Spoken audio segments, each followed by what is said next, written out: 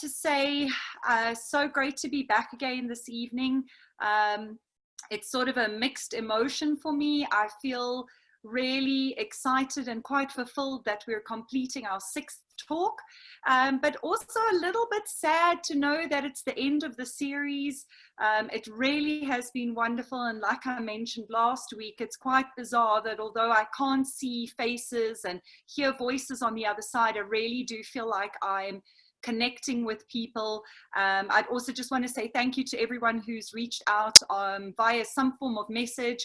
It's great to be getting feedback. I really appreciate it, so thank you. And I hope this is a wonderful talk that again you gather lots of information and new ideas just to really advance your own swimming school, your swimming practice, your teaching ability, and the quality of teaching that you're giving to your swimmers and students. So let me screen share and we can get going.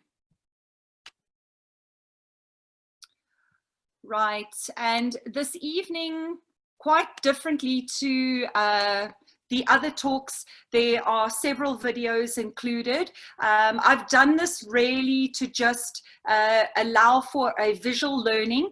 Turns are extremely difficult to just talk about, and so I've included some videos just so you know in advance. There is no music and there is no speaking in the video, so don't worry if you're hearing nothing. I'll be talking over the video as it moves along, pointing out several points. And one of the other reasons that I hadn't included many videos in the other talks is just simply because of 2 factors. One, the video time would have taken away from the time that I could present information, and I really wanted to give you the most amount of information, ideas, and explanations as possible so you could walk away really gaining a lot of value. The other factor is, and this really, someone brought this up at the end of our last talk, there just isn't a lot of videos and books that are out there for this level of learn to stroke. You see a lot of stuff at the learn to swim level and a lot at the coaching level, but there is a huge gap. So it's something I've realized, and I didn't want to just pull things off the internet. I wanted to use something very specific. So know that following these talks, I'm definitely, when we get back into the pools, going to be working on videos very specific to this level and what I've talked about, and then perhaps we can do another series where it's all about the videos. But let's move on to this evening talk, and it is all about turns. You've gotten to know me really well. One of the extra things I've included on the slide, which I haven't spoken a lot about, is I really do love giving back to the aquatics community. In the past, I was a water polo referee. I continued to do timekeeping at galas. At one stage, I was a league secretary running the Ladies Water Polo League. I also assisted in a program development called Aquaball, which is an introduction for a younger age group to water polo skills. And of course, for the last decade, I've been a speaker on many levels. So it's not about me just being in the pool and on pool deck. It really is at several levels. And I think that's what I've been really trying to get across and portray, is seeing it from all these different angles. So tonight we start off with a quote: "Life is like swimming. Sometimes you hit the wall and sometimes you make the right turn." And really what I've noticed in my life is swimming has become one of the most beautiful analogies for describing and explaining so many life experiences. And I think that's, again, the gift that we can share with our swimmers, teaching them so many psychological advantages and skills through discipline, respect, skill development, concentration, focus. There's so many extra things that they learn through the sport of swimming that they can then take into the rest of their life. And of course, one of them too is sometimes hitting a wall. So yeah, the talk format, as always, we're going to jump into some of the introduction, the Great Teacher Manifesto, the actual drills relating to turns and their progressions, and then questions at the end. Starting off here, always looking to give your swimmer the advantage of a strong turn. And when I use the word strong here, it's technically strong because that's going to lead to an efficient, fast turn, which is a huge advantage when it comes to swimming, not only in training, but also in racing for our little swimmers who are going to develop further down the line. Turns rely greatly on huge foundational skills at the learn to swim level. Also, it's all about repetition. You know, I speak to many of my swimmers who get frustrated when they feel like they're struggling with turns, and I explain to them using the analogy that we all as humans were born as babies and nobody knew how to tumble turn. We didn't even know how to walk, and we had to learn how to walk, and we fell down and continued to get up and try again. And it wasn't like we fell down for the 97th time and said, okay, well, now I quit. I can't do this. We endured and with massive resilience, continued, never gave up, and then developed an amazing skill for walking. And tumble turns are exactly the same. No one is an expert. Everyone has to start at the beginning, and it simply is just lots of repetition and practice that gets us to that point. So really encourage the swimmers, especially if they are struggling. My suggestion, just like I mentioned in diving, is get it right from the start. If they're picking up too many errors when you're teaching them the basic foundation now of turns, it's just going to translate into something that becomes ingrained and very difficult to correct. Another big thing is take every opportunity to practice. A lot of us are teaching in pools that might be 8 or 10 meters long. You can have tumble practice where they can be swimming 25 meters and they can practice 4 tumbles. So if you can divide up your pool or use the smaller width of the pool and take every opportunity you can for them to practice.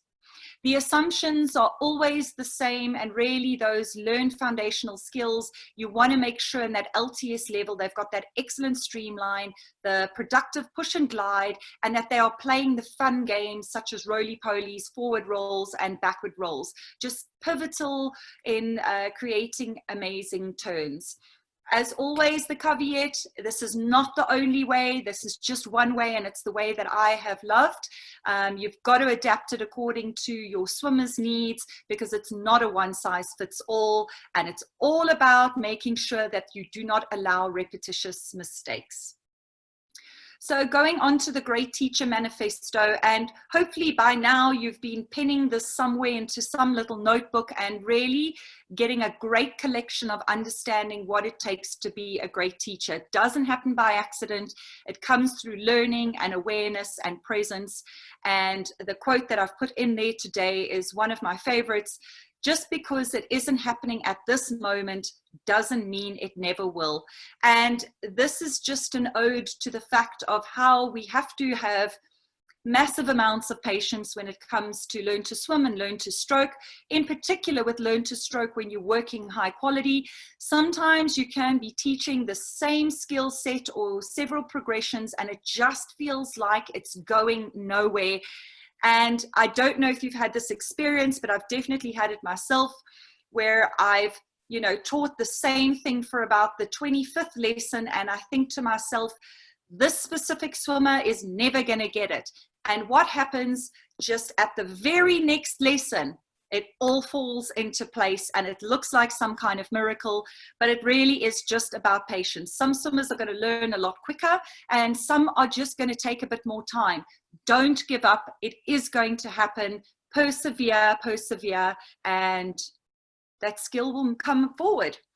So to add more to the Great Teacher Manifesto, I've just again planted some few points here. Some you may know, but it's just again to either affirm and reaffirm what you know, or just to add a fresh light onto it. So the first one is about being fully present and aware. When we're teaching, there is very little meaningless movement. Every word, your actions, your tone, your energy, your body language, they're all sending a message. And we really need to be aware of that. For instance, an example would be that you wouldn't have realized that the pool temperature had maybe dropped overnight. You jump into the pool for that first lesson and it is freezing and you have a full-on reaction to the ice cold temperature, you know, oohing and ahhing and arms out and we've all had it before, and the kids are going to respond to that. So it's going to be a negative response to them. So you need to be thinking all the time, how you're climbing in. If it's not in a safe manner, you are modeling an unsafe manner how to get in the pool. So please be fully aware that every word, action, energy, and tone sending a message, and make sure it is in line with what you are teaching and what you're wanting to share. The second point here is your energy guides them, teaches them, pushes them, and leads the pace of the lesson. You could have a lesson that is extremely technical. You need focus, you need attention, and you don't want game playing. And changing your tone and your energy will bring that about. There might be times when it's a high intensity session. We want loads and loads of kicking.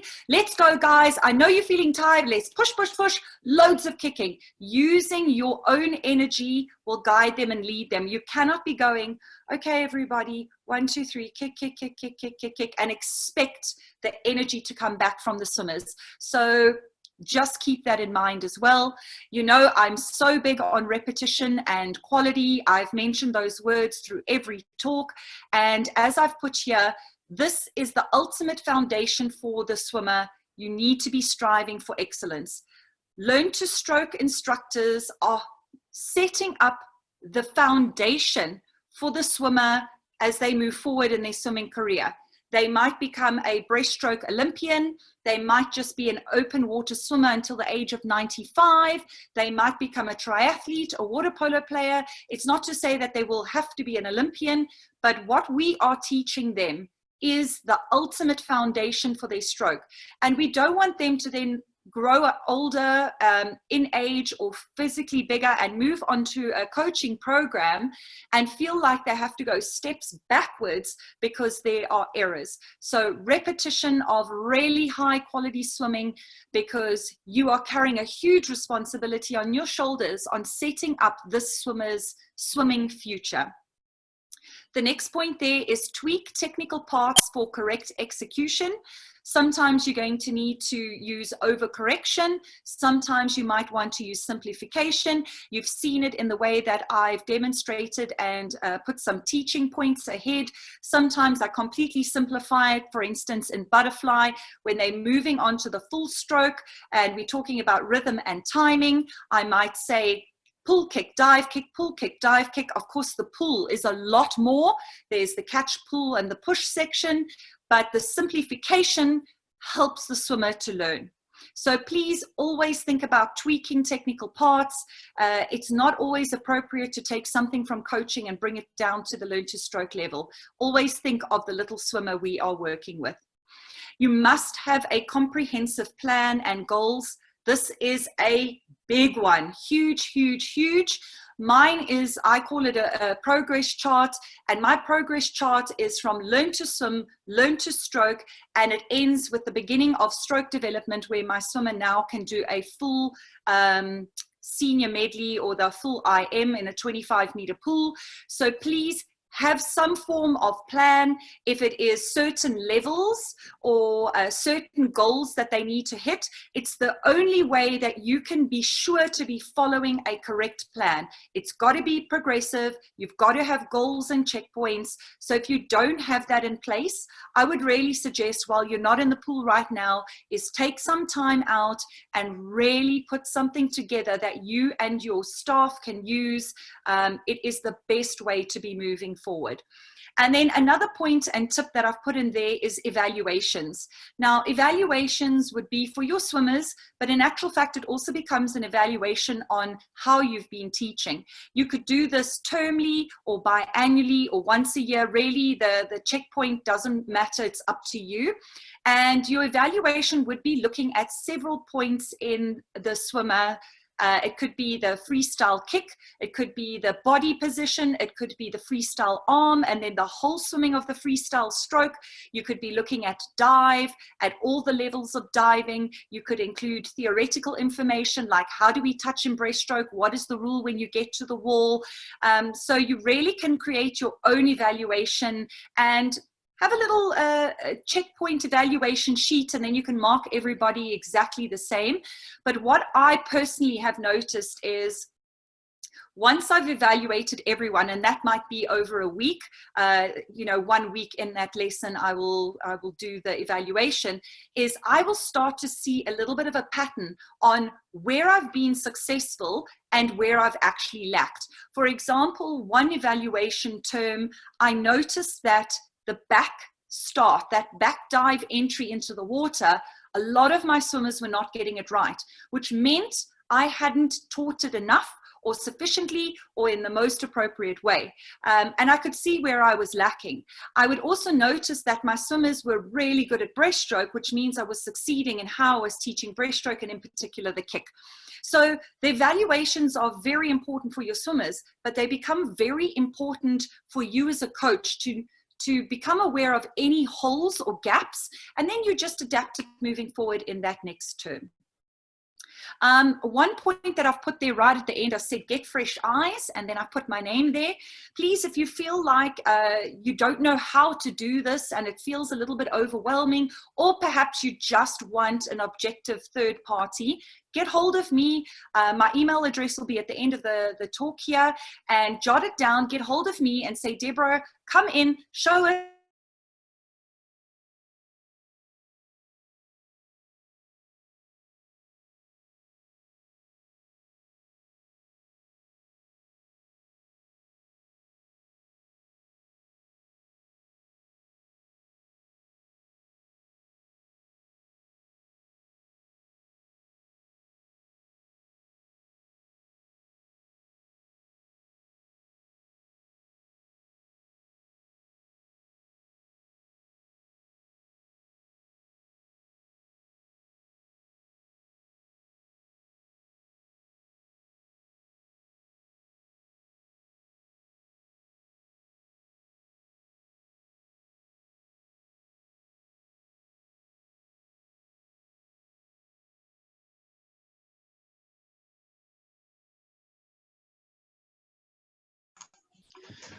Okay, it seems we might have lost Deborah there for a moment. Maybe she's just battling with her sound, with her connection. Deborah, I'm not sure if you can hear us, but it seems we can't hear you. Perhaps you can try reconnect.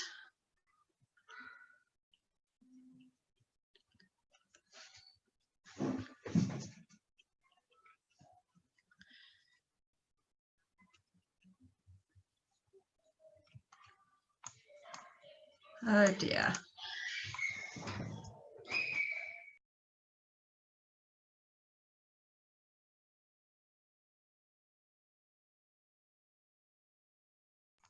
Okay, we're trying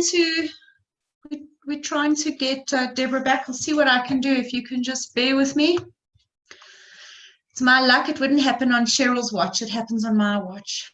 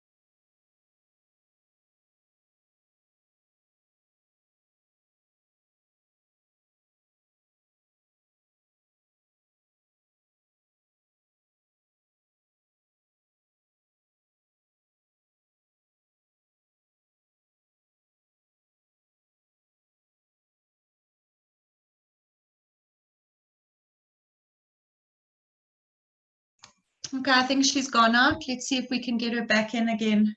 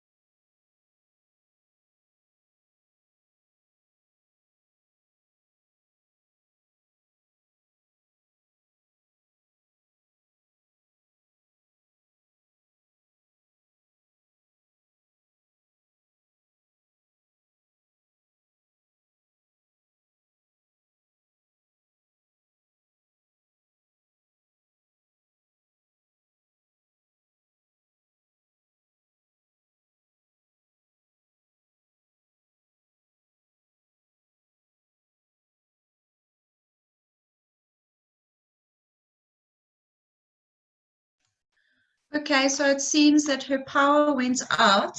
It looks like it's back, and we're hoping she'll be able to join us. So if you can just bear with us for a few minutes. Thanks, Robin. Let's hope she can join us. She can join us shortly. Grab a coffee.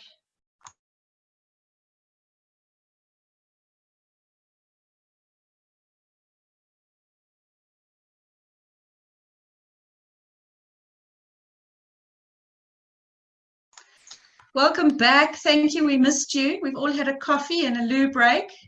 I'm so sorry, the power went out. It seemed to be the whole estate, and it happens quite regularly on my side. So apologies, everybody. I didn't think it was going to happen now, but I am back. So let me just screen share again. And yeah, we can get back on there. So yeah, I was just finishing up on that last point with regards to evaluations. And if you need a third party, an outside eye, please do get hold of me. Right. You notice I've changed my background tonight, and this is actually my meditation space. So you can actually see it's quite calm. And I'm so grateful I'm sitting here tonight when this happened, because I was just like, wow. And I was so calm about it. So yeah, anyway, that's Deborah-ness. Let's jump back to turns. So as always, I love to point out where we find errors, and then so we can outline the goals. And when it comes to turns, inappropriate head position, entering to the turn and through the turn is always going to cause a problem. Inappropriate body position as well through the turn can really set up a big error. You also want to make sure that you don't have an inappropriate angle. And when we get into the turns, in particular the tumble turn, you will see that I'll mention the angle and where errors will come in. Also, incorrect timing, an ineffective push, and inefficient streamline. Getting off that wall is so important to be doing it right. So goals we're looking for in terms of turns, we want an appropriate head position through the turn. We want an appropriate body position through the turn, an appropriate angle at which you're going to push off, correct timing, effective push, and efficient streamline. So like with starts, I just want to really land the framework here that turns are more than just tumbling at the wall. We have to include in the turn is the approach, which would be the swim up to the wall, then the setting up, this is getting the body ready for that transition, then the transition, the push off, the underwater, which we worked on in our last talk, and in the breakout.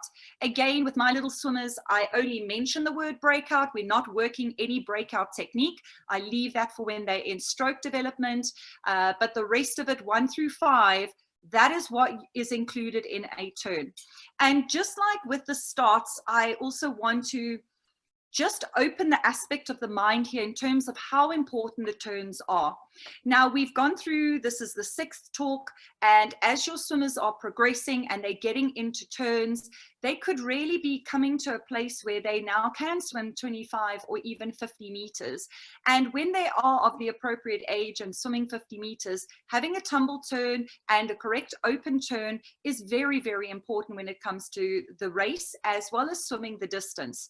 Now, if you remember what I mentioned on Monday with the starts, that if you've got a swimmer who's got a great dive, great underwater work, he or she could be coming up at the 8-meter mark, which means the start will get them to 8 meters. And if they swam 25 meters, 1/3 of that length of that pool is all about the turn. So a high quality turn in underwater is really going to set the swimmer up. Now, if we expand that analogy and we say this is a swimmer who is swimming 50 meters, let's say freestyle, but really it would apply to any stroke.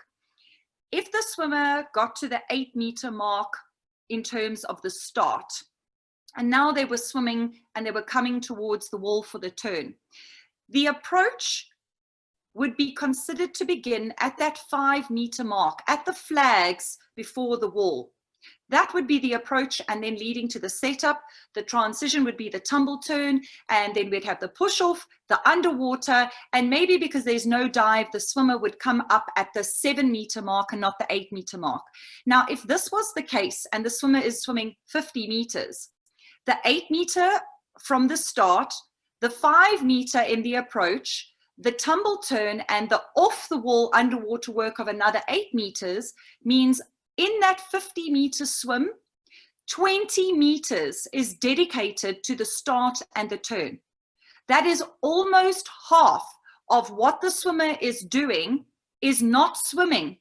It is the start technique and the turn technique. So this is why it's, again, so important to get a high quality turn, teaching them the correct technique, because we don't want to take a big chunk of their swimming race and the distance and throw it away because we spend time only working on strokes and not enough on the turns. So when it comes to turns, and obviously we're going to teach it in progression, I'm going to give you the parts to the whole. We're speaking about 2 specific kinds of turns here. There are more, but we're not going into the high level turns of a flip turn in the medley. We're keeping it specific to our learn to stroke swimmers, and the 2 we're really looking to teach is the tumble turn and the open turn. So the tumble turn, as you know, we use it specifically for backstroke and freestyle, and I always land with my swimmers that a great turn makes for a great race. You can even use this as an example if you've got swimmers who are doing more than 25 meters, or perhaps you're in a 8-meter length pool and they're doing 4 lengths to build up to a 25 meter. Let them swim whatever it is they're doing, kicking or a drill or an actual swim, and notice that if they are turning fast at the wall, what a head start they get. So you could say, Johnny, did you notice that Sarah actually was behind you, but she was really quick off the wall and then she was in front of you? So see how important it is to be turning fast and moving off the wall nice and quickly. Just a great way when you pick it up naturally and occurring in your lesson to share that with your swimmers. So here is a video. It is just to show the tumble turn, just so we can get a good visual. This one specifically is freestyle into freestyle. So the approach, the tumble, and she's off the wall. Notice that it was a beautiful straight tumble. She was on her back, but as she left the wall, she started to turn on her side and then onto her stomach. You can see it here from above, head leading, tuck and turn, straight on her back, but when she's pushing off, she's on her side, back into her front. This kind of timing is really important, and don't underestimate how important timing is when it comes to turns. So with the tumble turn, here are my preparation games. I'm going to just talk through them so you know exactly what they are. Bubbles out the nose, as I mentioned in the start, I do the humming with dolphins, but there are so many across in the Learn to Swim category, but it's all about developing that skill. The number one reason that kids don't want to tumble is because of water in the nose. So it's vital that you get this skill really ingrained in them so that they've got control over the breath hold as well as the exchange out of their nose. So the second game is called Favorite Side. This is to help swimmers in both the tumble turn and the open turn to learn which is the favorite side they like to turn to. Although the tumble in backstroke is a straight roll in and roll out, when it comes to freestyle and butterfly and breaststroke open turns, there is going to be a need to turn either right or left. And it is important that you allow the swimmer to guide you as to which side they like. So the way I set this game up is I will ask the swimmer to go into their backstroke ready position on the wall. Their hands are holding, their feet are on the wall, and I will be behind them. I will then tap them on the right shoulder, and they then must turn around to say hello and either give me a high five or they must wave hello. I will then tell them, okay, go back to the wall, and then I will move to the left shoulder. I will tap them on the left shoulder. They will turn around, either give me a high five, or they will wave hello. And then I'll say to them, which way was your favorite side? And they will have a favorite side. Again, you can also just ask them to turn in a circle. Just say turn, and they will instinctively either go left or go right. And then you will know which is their favorite side. But the tap hello and give me a high five, I find works beautifully well. And then it also leads into teaching them how to come off the wall in that freestyle from their back onto their side. The roly-polies, as you saw that little video I showed last week, really big game playing that is so pivotal when it comes to tumbling. We've all seen those little swimmers who have no physical ability to tumble at all, and you've got to get them doing roly-polies on the grass, roly-polies on the carpet, roly-polies in the pool, even assisting them through that loop just so that they can learn the neural pathway for tumbling. But once they've got it, it's all about refining it a little bit more. And I'm going to show you a video, the same one as last week, but just point out a few little refinements that you're looking for with the little swimmers. The fourth game there is how low can you go? I've mentioned these in my backstroke and freestyle, teaching them drop starts and how to move their body. It was again on Monday, but in particular when I'm working tumble turns, the how low can you go? I only work level 1 and level 2. Remember, level 1 is at the surface of the water, and level 2 would be that drop start just under the water. There's an advancement here on how low can you go. You'll see I've put there 10 and 11 or 1 and 2 o'clock. This is teaching them how to leave the wall for that freestyle tumble. So when they've tumbled in backstroke, the feet will go perfectly on the wall, and there will be videos and I'll show you how the stance looks. In the freestyle tumble turn, you want a full, complete roll. You do not want them to start already twisting their body. It leads to many errors. So it's a fast turn. They land on their back, but quite often, and if you can see me in the video, the landing for backstroke will be perfectly hip distance apart and exactly there. With freestyle, you might notice that if they have their favorite side, one foot should be a little bit in front of the other one or the other way, and this is being at the 10 and 11 or the 1 and 2 o'clock. It's just the setup of the foot position so that once they streamline off the wall, they can get that turn. It's a perfect game to just play on the wall and then pushing off the wall because they're not having to worry about the tumble. The steering game, again, I've mentioned it for freestyle, backstroke, and with starts. It's all about them learning streamline position and how to control their body through their hand and arm movements in streamline position. All around the world is just a fun game where I want them to turn in all sorts of directions. Really, it's like a wild dolphin through the water. Squat jumps. Really important as well. You'll see in one of the videos, I'll show you the exact position, and you can see, although the swimmer is on the wall and about to push off on his back tumble, it's exactly a jump squat position. And you want to practice these on land, not only for diving, but also for tumbles. It's a great way for them to get that feeling of boosting out of the feet using the legs, and you can do it initially with no streamline and then definitely bring streamline in. If you can isolate the skill on land and then get them to do it in water, it will be a real advantage for them because the body will know what to expect and what to do. And then of course, always demo is such an important thing. So use a more advanced swimmer or even a video. You'll see the video clips I've used tonight. They are adults. Again, I couldn't find high quality videos for the learn to stroke level. So I've had to use adults, but I've chopped it up and frozen it so I can show you the bits and pieces. And you could do exactly the same thing with your swimmers. So here is the video I showed last week. There's no sound on it. There's that front roll that you see, and then this little swimmer is doing her back flip. You can also have the legs tucked in so that they are moving through a back roll. These exercises of front and back roly-poly, brilliant for breath control, brilliant for learning bubbles that are coming out the nose, so there's no water in the nose. You'll also see she's using her hands. And notice as she does the front roll, I say, look like you're going to kiss your knees. Look how close her knees are to her face. Really nice and tucked in. So we're looking for that body position where the eyes are looking towards the knees, and it's almost as if you want to kiss your knees. And you teach that in this fun roly-poly section. There you see her again. Right. This again is an adult, but I don't have a child video to demo for you, but it's fine because it's just about teaching you this evening.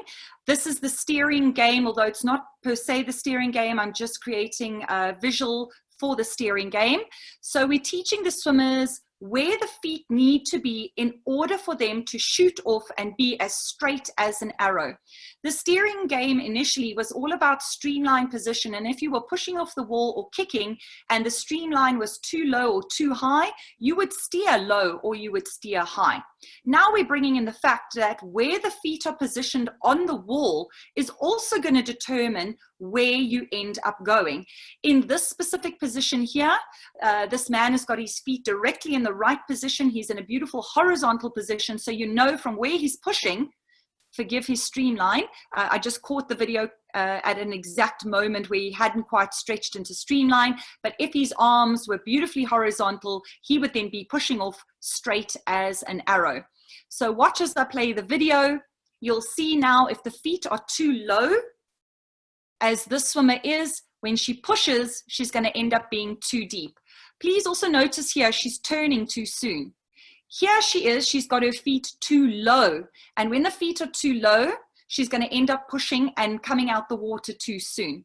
So this is something you can really teach your swimmers. And of course, if you've got a wall with the tumble cross on it, it makes it a lot easier. But if you don't, because you maybe have got a smaller pool, you can use any kind of masking tape or electrical tape that will just stick on your wall and be easy to peel off. And you can just put a cross, and you can use one color for exactly where you're trying to get the feet to land, and another color where you're going to find the arrows. But even if the kids land their feet in exactly the right position, as with this lady, her streamline is very high. Her eyes are looking at the wall. We actually want those eyes looking up, and we want the streamline pointing to where we want to go. And then even if there is a slight error with the feet, her body position would be corrected. So again, the steering game where we've taught them where the head and the hands go, the body will follow, also apply here, but now we're reminding them about the feet. And you can speak about a bow and arrow and how if you aim your bow and arrow really high, the elbow and the pullback arm is low, and that's going to cause you to be too high. And if you take your bow and arrow and you aim really low, that leading hand and elbow is going to be very high and the arrow is going to go low. So use these images, these visual images again to create the ultimate in terms of the visual picture and then the visual execution, physical execution for the swimmer. So this here is a demo of freestyle into backstroke. This is an adult swimmer. He is an Olympian, so obviously it's a beautiful turn. It's chopped up into pieces so that I can just break it down for you here. And let's have a look. So first and foremost, you want to make sure that they get a breath, because you don't want the head lifting at the wall. Once the breath is taken, you can see the swimmer's got his head in the water. He's swimming freestyle to the wall. The last arm stroke, he pulls through, and notice here his arms are behind him. Then he tucks his head, and look how he's looking again towards his knees, just like that little swimmer. Here again, the turn is still going. He is looking towards his knees, and it's almost like I mentioned for that little one, like you're going to kiss your knees. In this position here, you can see he's completed the turn. His feet are on that wall. He's in beautiful streamlined position. And this is exactly the position they're going to be when they practice the jumping squats. So this is why we want the swimmer to feel comfortable with being in a squatting position and then jumping in streamline, because this is what we want to see. Also notice beautiful streamlined position. The feet, the hips, the hands and head are all in a horizontal alignment. We know when he pushes off that he's going to be nice and straight. His eyes are also looking up. So notice the difference of the hands and the eyes and the feet when it comes to the previous lady and this swimmer here. So the next one we're going to have a look at is the tumble turn freestyle into freestyle. This lady, as we've seen, is not as efficient as the Olympic swimmer, so she has passed the tumble T mark. Notice her eyes are down. She's not lifting her head to breathe, so she's gotten that right, but she's actually using the floor joining the wall as a mental marker for her to know when to turn. Now, this is going to be important to teach your little swimmers, because if you don't have a tumble T, they are not going to know when to turn. They're going to want to lift their head and look at the wall and then turn. Every pool, when you get to the wall, has got a corner where the floor is meeting. So if at an angle, they can make a mental note of where they were, and when they see that join of wall to floor, they know to turn. Here she's got her hands in front for safety, and also because she is new. Ideally, you do not want the hands in front, you want the head to lead. In the freestyle stroke, the first arm will move to the side, the second arm will be in streamline, that too will be pulled through to the side, so both arms will be at the side, and then the head will lead. So let's have a look at this tumble. And also another important thing, sorry, before I play it, is our swimmers are little swimmers. The tumble T is set there for, you know, really almost adult swimmers or swimmers who are really fast and effective in their swimming. So using the tumble T is not always going to work for our little swimmers, where this finding a mental marker will be way more effective. Right, having a look at the video, we've got a man who's coming in now for the tumble. Look at the head tucking. Look at the eye position, look at his hands. He's looking towards his knees. There's the engagement of core to pull the body over. His eyes are looking at his knees still. The knees and head are coming close, like he's trying to kiss his knees. He pulls the rest of his body over. Notice the bubbles coming out of his nose. Beautiful streamlined position. Stretching out. Now have a look here. You can see the one foot above the other. And just as he leaves the wall, he's on his side. And as he's pushing away from the wall, on the side, and then on to the stomach. So I'm going to play it one more time so that you can see he turns a perfect full turn, lands on his back. The feet are just ever so slightly sitting at that 11 or 1 o'clock position. And then as he is starting to push off, he then turns. So have a look again. There's the mental note of the wall. He comes in, he tucks his head, eyes looking towards the knees. The body is really close and tucked up, nice and tight. Eyes still looking at the knees. Even closer now, knees to eyes, like he's trying to kiss. Bringing the legs over. Head is looking up, still towards the knees. Feet on the wall. Now watch here. One foot slightly ahead above the other. As he leaves, he's on his side. They're fully on his side. And as he goes further along, he's turning onto his front. So a lot of errors we do see in the tumble turn is where the swimmer is trying to tumble and turn onto the stomach too soon.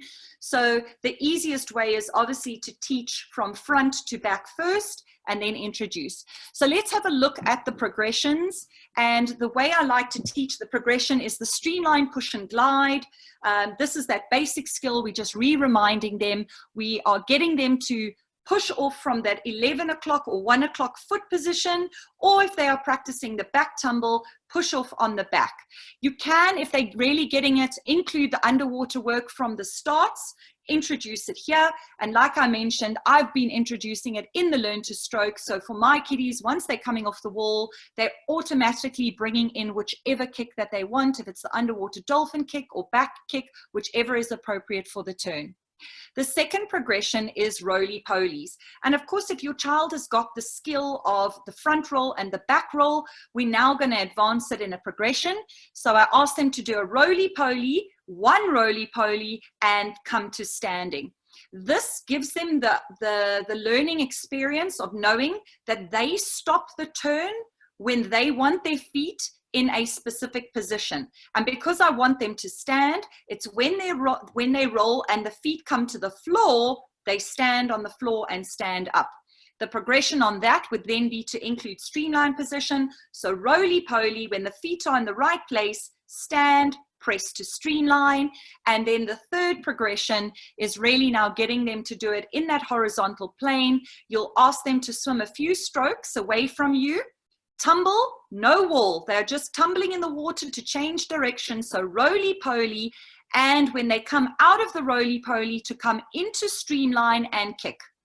They don't have to swim. I want them to come into streamline because they need that skill of learning that through the tumble turn, we need to be in streamline before we go anywhere else.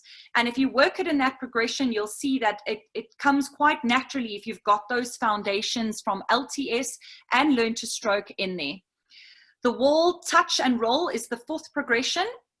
A lot of teachers teach it this way, and I find it quite effective. You'll have the swimmers with their hands on the wall. The face will go in the water. The legs are kicking behind them. You can just use a strong little flutter kick, freestyle kick. And with the head in, they've taken their breath. When they're ready and got some speed on their legs, they will then roly-poly with the arms distance so they won't hit their head because they can just tuck, roll, and then come back to standing. So if you've got a deep pool, you just will skip this one and you'll move on to the next one. But I often find just giving them the ability to roll and stand and say, you see, you didn't bump your head. You see how you turn your body through really helps. And that little bit of kick at the back gives them that momentum to pull through the turn. The second progression would be then the same start, hands on the wall, get kicking nice and fast. Once you've got your speed, get your breath, head tucks in, roly-poly, and then you streamline, push and glide on your back. If you've gotten the streamline, push and glide right, if you've gotten how low can you go, if you've got the drop start, this becomes a very easy progression. So again, don't progress into these more complicated parts if you don't have the foundation, but if you do, the progression becomes easy. So the next step would then be the same start again, the wall touch, get the speed, get the breath, tuck the head in, roly-poly, and now we want to streamline position at the 11 or 1, depending if you turn left or right. And then when they push off, to find that rotation from side to front in freestyle. And this is really where you point out to them that the freestyle tumble turn, you do not start turning until you have completed that turn. And if you show them a video like I've shown you this evening, they should really get that. So then the last progression really would be to do the swim, turn, swim. You want them swimming in, tumbling, pushing off, getting that beautiful push and glide, some underwater work, and then 3 strokes. The first and easiest one to do for a natural progression with tumbles is to work the front to back. It's the easiest, it's non-complicated, you're not worried about foot position, it just really is straight in and straight out. And then you would progress it from a freestyle front, roly-poly or tumble, and then working that 11 or 1 push position on the side and then onto the front. The last one would then be teaching them the back tumble turn. This is important if you've got flags to teach them the count. You may even have flags at your swim school. If you've got a little pool, maybe it's only 10 meters, but you've got flags each side. If you don't, you can always just erect false flags, just teaching them the idea of stroke count. And at worst, you can always just tell them 1 arm from the wall. But it's important that they understand that they are on their back. It is not a back flip. And again, the same execution, rolling onto the tummy, tumble turn, feet position in that squatting, feet under the hip, tight streamline, and off they go on their back, and they can include their underwater work. So just some extra tips here. Of course, it's ideal to teach stroke count. If they can already start to learn from the flags, it's 6 arms, and then I roll and tumble. That is ideal. So if you've got that opportunity, teach it from the get-go. 1, for safety, but 2, just so that they can start getting it right. As I mentioned, for beginners who are maybe working with backstroke, if you don't have flags, to teach them that they are 1 arm away. When they are 1 arm away from the wall, you could always point it out to them and say 3 arms, 2 arms, 1 arm, roly-poly, and they can turn over, roll, flip, land the feet, and push and glide. Like we saw with that one lady, teach them to use a mental mark on the floor if the tumble tee is not appropriate. They can just practice it just with some roly-polies by the wall so that they can get a feel of what they should be looking for. It will be different depending on the size and the strength and the ability of swimmers, so let them find it for themselves. You also want to make sure that they bury their head and that they are looking for their knees. These cues are very important. We don't want them to be flailing their arms around, trying to use the arms to do the turn. It's all about a head lead. And if they get their head in the right position, looking for their knees, they're going to set up the rest of the turn as well as an appropriate push and glide. We don't want that head up before the turn. Like I've mentioned, I always explain it to my swimmers as if it's a handbrake. I tell them, if you are to come to the wall and then change your body position because your head pops up, it's like you put a handbrake on your racing car. You're going to stop, and then from dead still, you're going to have to try and find some speed. So it really is important that they understand the turn is about speed. If you can take speed in and change the direction, you're going to keep a lot of speed, and having that head pop up is going to destroy any use of tumble turn, completely slow you down. Then you might as well touch the wall and go, which is also going to be too slow. I always encourage the use of underwater work, depending on whichever turn and stroke you're using. Just because I've built it into my Learn to Stroke, I build it in again. But if you're seeing it's too complicated for your swimmers, leave it out, break it into its parts, and then bring it back to its whole. And then, as I mentioned, that last point there, always remember it's about a speedy change of direction. Really get your swimmers to grasp that concept. I have swimmers who swim at level 2 and 3, and I watch them swimming into the wall, slowing down as they're coming to the wall, tumbling and then coming out, and that bad habit of coming or slowing down to the wall has come from the early days of Learn to Stroke, because they were nervous about hitting their head, or they would just it wasn't reinforced that it's all about the speed. Right, so when we look at open turns now, this is for breaststroke and butterfly. These turns are just as important as tumble turns. I know there's a lot of Learn to Swim teachers that I've seen that were quite surprised when I've spoken about turns, and they were like, oh, but I thought breaststroke and butterfly, you just go to the wall and then you turn around. There is specific technique that's set up to make the turn efficient and effective and fast. So let's have a look. This is the Olympian again. We'll just have a look at a little quick open turn on breaststroke and butterfly. So you see him tuck underwater, push off on the wall. Notice he's on his side before he leaves the wall. Here he is in butterfly coming into the wall. We see the two-handed touch, tucking the body in, going onto his favorite side in streamline, and then pushing off. Here's breaststroke, again that two-handed touch, tucking to the favorite side, into streamline, and off he would go. Right, so some of the games here, the tuck and go. Tuck and go is a game that I actually introduce in my Learn to Swim section, and then I carry it through in my Learn to Stroke section. It starts with my swimmers who are learning to kick on the board. They can kick on the board, but they still can't even swim yet. So what I do is I teach them how they catch the wall, turn the board, they're holding the wall for safety because they can't swim yet by themselves. They get their feet on the wall, they aim the board for where they're going, and then they push and go. And I teach a very basic skill, and it starts off purely as safety because either they can't stand or the pool is too deep, or I don't want them to stand. I want them to learn how to catch the wall safely and turn. But then this advances when kids are now learning to stroke, and I tell them, oh no, we can't be on the wall for so long. It looks like you're having a whole tea party, drinking your tea, eating cake, and by that time everyone's already finished the next length. So across an 8-meter pool, I might set up, let's do 4 lengths of kicking, and I want to see tuck and go when you get to the wall. So they'll kick to the wall, catch the wall with one hand, turn that board, they'll bring the legs from kicking behind, tucked into the tummy, feet on the wall, and they've got to blast off. And when you put 2 or 3 swimmers next to each other and they are trying to race, it really gets them going in terms of getting onto the wall, tuck and go. I also, for the bigger kids, will tell them that the floor is lava. You're not allowed to stand on that molten lava. Your feet will be melted off. So no touching the floor. All 4 lengths, I want you to tuck and go, tuck and go. Also, as they're getting better, I will tell them that the wall is fire. You can only touch it briefly and boom, you've got to get off the wall.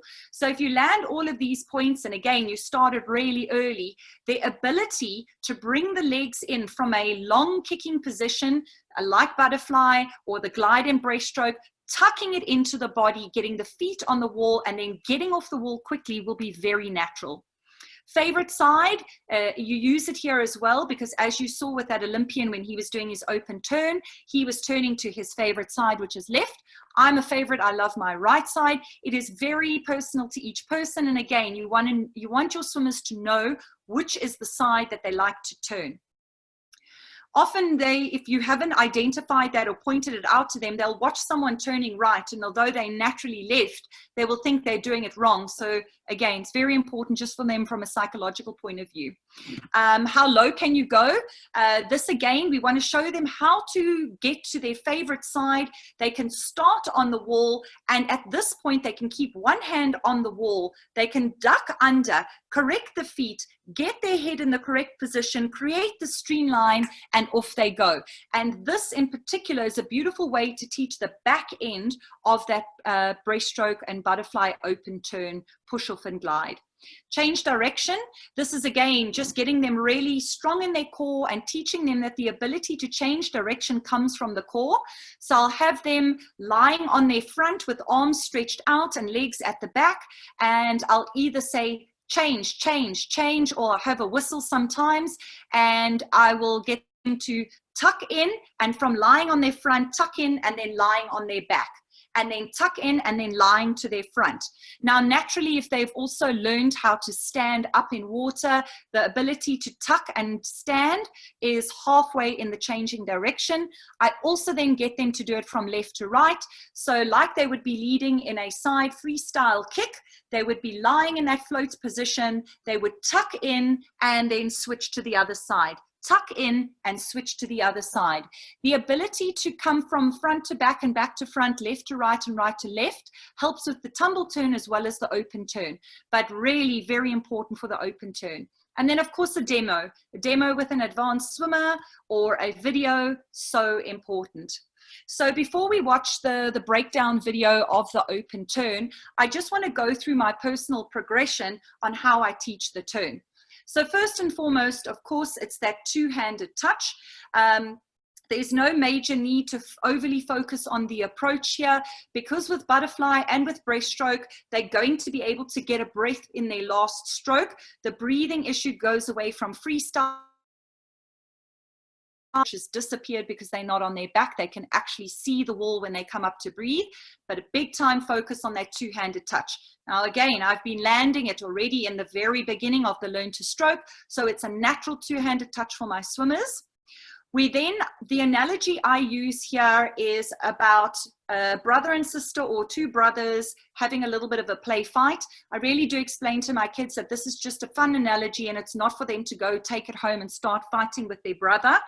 But from the wall, they're going to turn to their favorite side, and just with that one arm, so my favorite side would be right, I would then touch the wall, and my right arm, I would drive the elbow back like I'm pretending to elbow my irritating brother to get him away. I don't have any irritating brothers, just by the way. I absolutely love them all. So back elbow to get rid of your brother. Then the next step is the tuck and duck. Now I'm pretending that I've elbowed my brother, and oh my gosh, now is he mad. He is going to come after me. So I have to tuck my legs in so he doesn't grab my legs. And I also want to get my head out of the way in case he decides to throw a punch. So I will get my head out of the way and duck it into the water. This, you will see what I mean when I show you the video again. You're not trying to come up high. You're not touching the wall and bringing half your body out. You're trying to stay as close to the water as possible, being as streamlined as you can. So the tuck is the feet changing direction from that streamline or butterfly kick position, tucking into the body, feet on the wall. And if you've landed those fun games, they will do this very naturally. Again, the head has to lift out because you're now changing direction and you want a quick breath, but you want to get that head ducked back in. The next one is fix your hair. So now you've missed your brother, you've ducked and you've gotten away, you're feeling all cool. So I tell my kids, oh, you're feeling so cool, you're going to fix your hair. And if you see in the video, I'm showing you how we fix the hair. This is just to set the arm up, the second arm, not the elbow arm, the other recovering arm. We don't want the arm to be high. A lot of swimmers fling their arms high out the water. And that's why I've said no selfies, please. It often looks, if you can see me in the little window, like the head and then the arm is flying high. This looks like someone taking a selfie. We don't want that. We want to fix the hair, and you'll see it in the video. And then once we fix the hair, we're under the water. And now let's have a fast escape. We're escaping through the escape tunnel, which is that tiny water tunnel through the water, and off we get off the wall. So the progression, two-handed touch, elbow your brother, tuck and duck, fix your hair, fast escape. Let's have a look at the video and have a look at each part step by step. So he's coming into the wall for the two-handed touch. Here he is, fingers are touching, then the hands will touch, and then we want the elbow driving back. So look at the other side of his body, that elbow is driven back, only one hand on the wall. He's starting to tuck, starting to change direction with his head. Here is a tuck and duck, the feet are getting ready for the wall, the head is going to go in. Here he's fixing his hair, the head is under, and then into streamline position. He hasn't left the wall yet. There he goes, push and glide. He was on the side and pushing off. We just watch again from another angle. One hand, look at that elbow back. This is from the other side. Starting to tuck the knees. His head would just be lifting. Look at even the toes tucking. Knees into the chest, toes tuck. The head is out for a quick little breath. Tuck it in. He's about to fix his hair. Fix that hair. And that's that angle of creating that streamline as that arm moves forward into streamline and pushing off the wall. This is just from the top. You'll see he's not lifting high. He's literally just getting his head out, taking the head back. He's looking up. He's on his side. That elbow is pointing high, fixing the hair into the water, and off he goes, streamline. So I hope the explanation of the last 2 slides, the games, as well as the progression, and then this little video has really helped to put it together. Just a reminder again, the underwater work that we worked on last talk, you want to include that as soon as they're feeling comfortable. And then, as always, at the end of the lesson, you can be doing different games. Follow the leader obstacle course is just them moving through the water, tumbling forward, backflips back, in streamline position, or using their arms. It's just a beautiful way of moving through the water and learning hand, body, and head control, roly-polies, fun stroke, and choice game. So just to finish off with a quote, and it feels a little bit sad that I'm on the last quote of the series, but really, I hope that I've been able to impart a lot of good information, and not only just on stroke technique and drills. I hope that the teaching points and that the games have really landed some new things for you, and the Great Teacher Manifesto that I've spoken about, I hope that too has just been either an affirmation for you or just something more to think about. So really, just to finish off, this quote here from Alfred Doblin: "I used to think great teachers inspire you. Now I think I had it wrong. Good teachers inspire you. Great teachers show you how to inspire yourself every day of your life. They don't show you their magic. They show you how to make magic of your own." And I hope this is the case. I hope I've been able to share my magic, and I hope that some of the things that I've shared with you will inspire you to create your own magic and go and share that with your swimmers. It's so much more than just about the technical parts of swimming. It is about being an artful master. It is about your passion. We work with little kids and we are passionate about what we do. So please use your passion, keep expanding your knowledge, and may you continue to have great success with your swimmers. So thank you, everybody. Please see on this slide, you've got my email address there. Feel free to contact me if you have any questions. And please know that I'm not disappearing and dropping you in the deep end. If you want me to come in, if you want assistance with training yourself or staff, if you want me to come into your club, if you want me to come and sit and watch lessons, I am here. I love to work the angle of quality control and training. So you know, we can set up, I can get to KZN, I can get to the Cape, and of course I'm based in Gauteng, and I would love to be of assistance. So please don't feel like this has been overwhelming and now Deborah's just disappeared. I am here and I would love to share more. So yeah, get hold of me, and thank you very much. Apologies for the power outage and then of course running late. I suppose it's just one of these things that happen.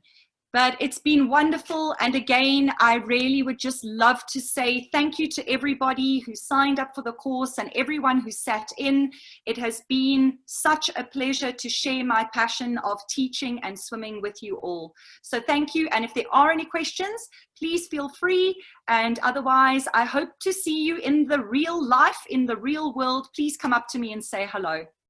Thank you so much, MJ. Thank you, everyone. Thank you, Deborah. And thank you very much to all the teachers and coaches who've been at the series. We hope we'll see more of Deborah in the future. So just keep your eye open for developments in that regard. And you have an email address, so please communicate and we will send you the link. Have a lovely evening. Thank you. Thank you, everybody. Thanks, MJ. And thank you, Swim Coach. Take care. Be well.